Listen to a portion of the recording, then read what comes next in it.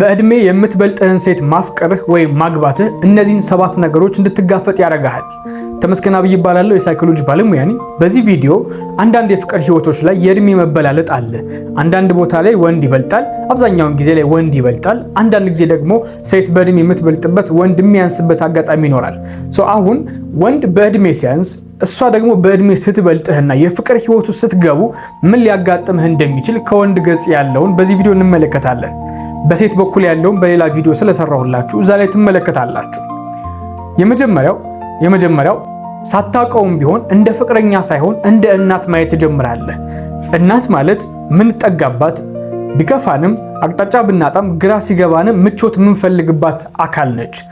አሁን ግን አጠገባችን ያለችውን ሴት እንደ ፍቅረኛ እንደ ሚስት ሳይሆን እንደ እናት ስለምናያት ብዙ ነገር ሲሆን እሷ ጋር ነው ሄደን የምንጠይቀው፣ ምቾት የምንፈልገው፣ ማረፍ የምንፈልገው እሷ ጋር ነው። ፍቅረኛዬ ነች፣ ሚስቴ ነች የሚለውን ስሜት ለማምጣት በጣም ያስቸግራል። ይሄንን ብዙ ሰዎች ሳያውቁት የሚሰማቸው ስሜት ሆኖ አግኝቼዋለሁ። ሁለተኛ፣ አትረካም። ባንተ ምን ያክል ደስተኛ እንደሆነችና ምን ያክል ሙሉነት እንደሚሰማት ለማወቅ ትቸገራለህ። ምክንያቱም በእድሜ ስለምትበልጥህ ሙሉ የተረዳሃት ላይመስልህ ይችላል። በዚህም ምክንያት አንተ ብቻ በቂ እንደሆንክ፣ ለሷ አስፈላጊ እንደሆንክ፣ አንተ ብዙ ነገር ልታሟላላት እንደምትችልና በቂዋ እንደሆንክ ላይሰማህ ይችላል። ይሄ የሚገጥምህ ሁለተኛው ጉዳይ ነው። ሶስተኛው፣ አንተ እየለፋህ እሷ ግን ምንም ማታረግ መስሎ ሊሰማ ይችላል። እሷን ለማስደሰት ጥሩ ስሜት እንዲሰማት ደስተኛ እንድትሆን ብዙ ትሞክራለህ፣ ትለፋለህ፣ ትጠራለህ፣ ብዙ ነገር ለማድረግ የምትችለውን ታደርጋለህ። ምናልባት እሷ ደግሞ ተረጋግታ ተቀምጣ ሊሆን ይችላል እና እኔ ብቻ ነኝ የምለፋው፣ እኔ ብቻ ነኝ የምደክመው፣ እኔ ብቻ ነኝ እንዲህ የማደርገው የሚለው ስሜት ይጫናሃል። ይሄ ደግሞ ወዳልፈለከው ስሜት ይመራሃል ማለት ነው። አራተኛው፣ በዙሪያዋ ካሉ ሰዎች ጋር መጣጣም ይከብድሃል። ምክንያቱም በሷ ዙሪያ ያሉ ሰዎች ወይ እንደሷ ያስቡሃል ወይም ደግሞ ከሷ በታች አድርገው ያስቡሃል።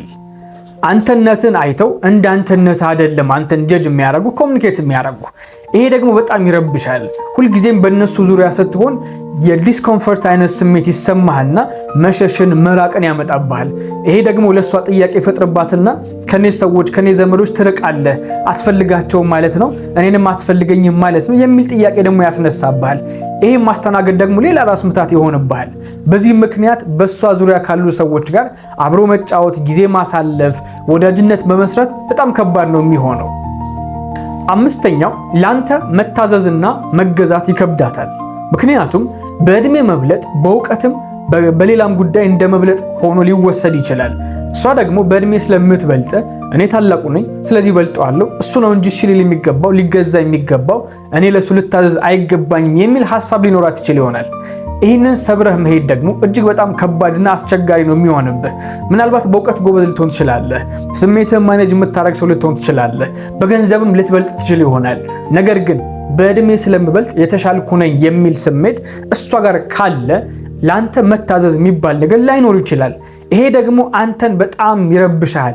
የትኛውም ወንድ አጠገቡ ያለችው ሴት ስትታዘዘው እሺ ስትለው ይወዳል። ይሄ ስሜት ደግሞ አንተ ጋር ካልመጣልህ ከቤትህ ውጪ ሌላ ቦታ ላይ ጊዜ እንድታሳልፍ፣ ጓደኞች ጋር ጊዜ እንድታሳልፍ፣ ስራ ላይ ጊዜ እንድታሳልፍ እንጂ ቤትህን እንድትል አታደርግህምና ይሄ ሌላው የሚገጥምህ ከባዱ ፈተና ነው የሚሆነው። ስድስተኛው፣ በግጭት ወይም በጸብ መሃል አንተ እኮ ገና ልጅ ነህ ልትል ትችላለች። ይገባኛል ምን ያክል ከባድ እንደሚሆን። ልክ አንዳንድ ወንዶች ባለቤታቸው ወይም ሌላ ሰው በእድሜ ስለሚያንሷቸው አይ አንቺ እኮ ገና ልጅ ነሽ ሊሉ ይችላሉ በጨዋታ መሃል።